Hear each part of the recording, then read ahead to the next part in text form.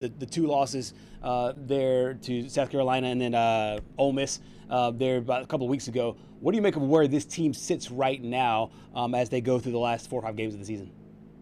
Well, I'll tell you what, that South Carolina game earlier this year was pretty ugly, right? Yeah. And that what South Carolina does to a lot of teams. However, I was talking to Shea Ralph after that game, and one of the big things she said, well, this kind of week, the games after that, it was going to be kind of growing moments. Can they grow from a game like that? Because that is the benchmark of what you are trying to get to if you're a top 5 team. You could be number 4, number 5, as we saw them face off against Texas last night, but there seems to be a huge gap between maybe some of those teams and UConn, South Carolina, UCLA, those kinds of teams. So I think what they showed against Texas was this team has the ability to have a deep run in March. I think Aubrey Galvin in particular, I know we could talk about Mikayla Blakes, till the cows come home, but Aubrey Galvin is the second option on that team, and it's been solidified now. And that was a big thing in that South Carolina game is you are a freshman point guard.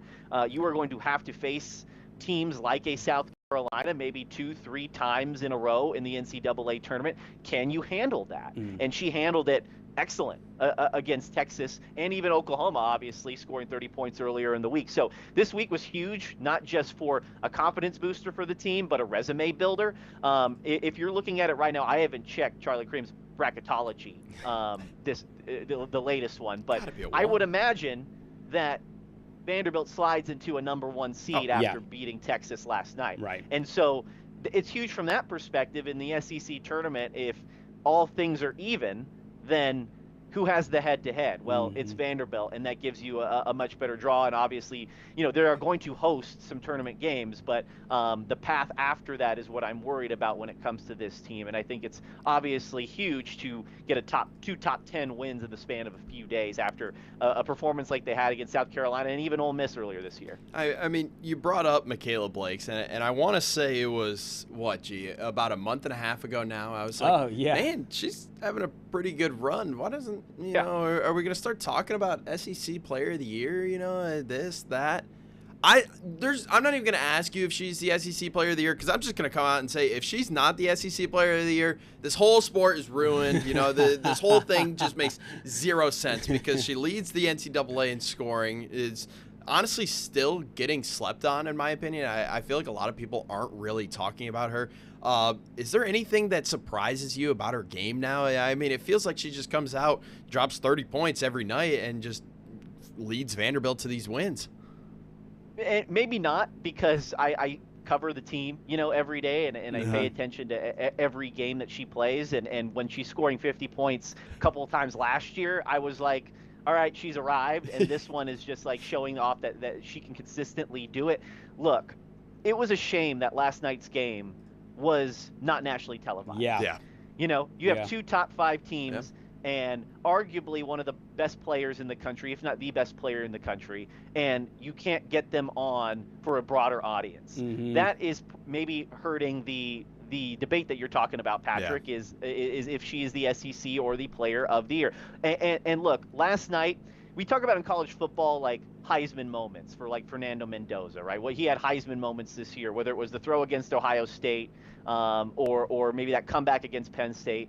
You also have that in college basketball. And it felt like last night with those stats that you have up there against the top 5 team in Texas, that was her Player of the Year, whether it be the SEC or National Player of the Year moment. And not many people were around to see it because it wasn't available to a national audience. However, I will say, Texas's head coach Vic Schaefer said after the game last night that they had a 2-week scout on Mikayla Blakes, and you wouldn't have known it.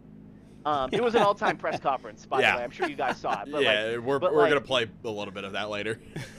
like a 2-week scout on her, and for her to be that good where it looked like the coaches had been asleep at the wheel on that scout tells you everything you need to know about Mikayla Blakes. I mean, she is unbelievable, from the way to drive the basket, the way she gets her teammates involved, the way she never seems to be moving too fast or too slow. She, like in basketball, some of those good players just tend to like float out there. Yes. Like that's what it's like when watching her. It is so effortless, and Texas couldn't do anything about it. I mean, they were in foul trouble for pretty much most of the game. And so to have somebody on your side like that is a plus for Vanderbilt.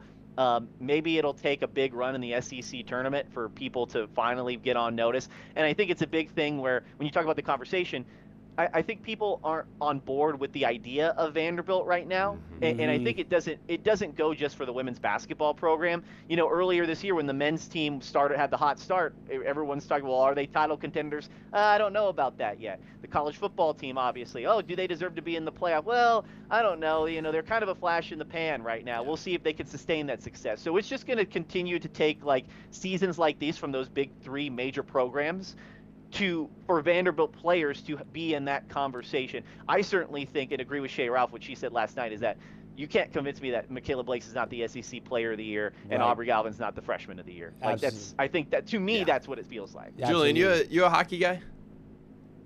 A little bit. So you talk about floating. There's a guy that definitely floats around the ice, and his name's Nikita Kucherov because it feels like he plays in slow motion, but it's just so effortless and so maestro. Like he has 4 assists a night, but it literally looks like he's like playing in slow motion, like he's playing in the backyard. Yeah, it's like it's a different sport. Yeah, absolutely. And I think you illustrated my next question really well before we jump into it, because you're talking about the having that visibility for the football program, for the basketball programs. Not too many schools in this world can say, hey, our football program is, top 15, men's basketball, women's basketball, both ranked as well. And our baseball program has a national championship and one of the Hall of Fame coaches. As we tee off for the regular season starting today, great matchup for Vanderbilt with TCU. Let's talk overall. What does Coach Corbin have and some of the things that he's excited about going into this season?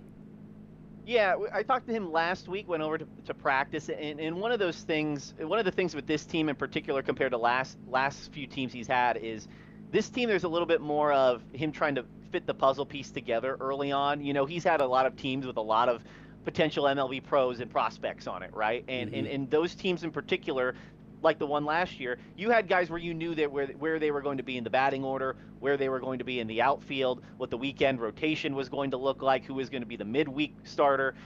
This year is a little bit different in the sense that he's going to have to kind of figure that out on the fly, it seems, because there are a lot of young players and some new guys, new faces looking to contribute. But he says that's okay. And as we've seen, not just in college baseball, but Major League Baseball as well, there is such a randomness to it that you don't need to be good necessarily in February, but you need to be good as you get to Omaha, and you need to get out of a regional round, and maybe your guys are going through a slump and you need to get out of it really quick. We saw that last year. I mean, this Vanderbilt team, for as historic as this program is, out of the regional round 4 straight years, right? And last year, embarrassing, right? I would say that's probably embarrassing for a fan base when they were looking at, looking like the top team going through the SEC tournament and winning that thing, overall #1 seed, and they get knocked out by Wright State. Right. That's not going to fly for a program like that with as much pride as it does. So the goal is to get this team right by the end of the season as we get closer and closer to the summer and closer to Omaha. Not right now. You may see some struggles early on with this team, especially playing a team like TCU. Corbin said last week that looks like a team that could go to Omaha. Right. But it is a good benchmark for a lot of young players who are going to be expected to do a lot, and a coaching staff expecting to fit everything together, at least early on, to see what you have and where you can go with it. So that's kind of the big thing for Vanderbilt right now. Absolutely. Don't sleep on Mike Mancini. That's my sleeper second baseman of the year, middle of the infield guy. That's one guy I've been very high on ever since, his days up at Maine Endwell, beating all of the international teams, winning the Little League World Series. And he had I want to say he hit 5 home runs in a day in the regional with, JMU. Before he transferred. Yeah. And we talked to Mancini last week, and one of the big things he said was how important these early games are going to be as benchmarkers for the entire team as a whole to see what they can do. You might as well play teams like a TCU and the other ones that are going to be facing out there in Arlington. So I'm interested to see, because I want to see what kind of resolve this program has after, like, the roller coaster of we're the #1 overall seed winning the SEC tournament to, wow, it's over just like that. Yeah, chance of redemption starting tonight against TCU, starting today against TCU. Julian, we appreciate your time, your expertise on baseball, women's basketball, men's basketball, football, a little hockey, and the courtroom. So thank you very much. We'll talk about luge next. Yes. Okay. Winter Olympics wrap up with Julian coming up next week.